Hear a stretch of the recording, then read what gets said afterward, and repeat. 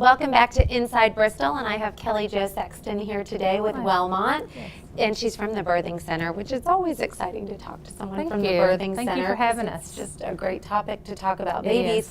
Today it's a little bit more serious. We're talking about SIDS, and there have been some changes and rules and some updates, and where do we even start? Yes. Well, October is SIDS Prevention Month and Safe Sleep. In 1992, the American Academy of Pediatrics started the Back to Sleep campaign. And so we teach all of our new moms and parents and grandparents to put their babies to sleep on their back.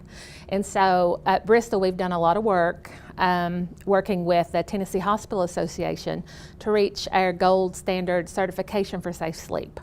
We use the sleep sacks inside the hospital, and we do from even before birth, teaching all the parents and the grandparents the safe sleep and how to set up a safe crib.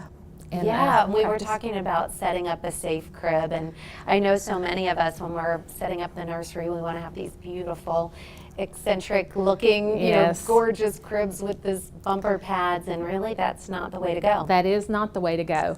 Even though it is beautiful, they recommend just a firm surface with a sheet and no loose blankets, because the bumper pads, the babies can get their face wedged in the side and they can smother. The loose blankets can work their way up over their face. So the good thing about a sleep sack is you can swaddle, but they can't get them up over their face, and it still allows their hips to be loose so that there's no hip problems. So, and these are new, this whole concept of a sleep sack, it's pretty neat.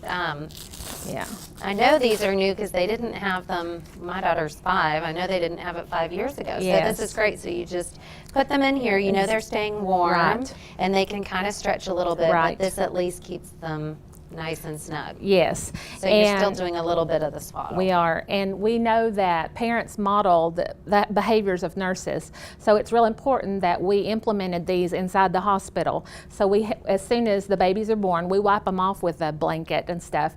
But as soon as they have their bath, we put them in the sleep sack, and then we give them the whole hospital stay to practice with these. And then when they go home, this is our take-home gift to them. That safe sleep starts at Bristol Regional. These can be expensive, and we know that not everybody can afford them. So it makes us feel good that we know that our babies are getting started out on the right foot. That's great. Is there anything else that we're missing about this?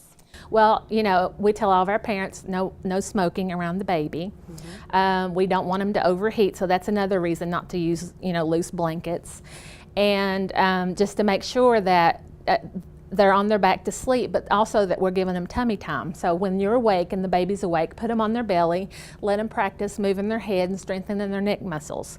And that way you won't get the flat spot on the back of their head, because I think a lot of people worry about that. So we do a lot of education with grandparents, because we were all, on our stomachs when we were born. So it's just always trying to keep best practice and what the recommendations are out in the public to make sure they get started out on the right foot.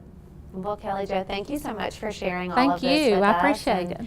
And we really appreciate it. And these are great. So we know what our new mommies are going home with. That's right. Always a great gift. So thank you. Thank you so much. And thank you all for watching today. We'll see you next time.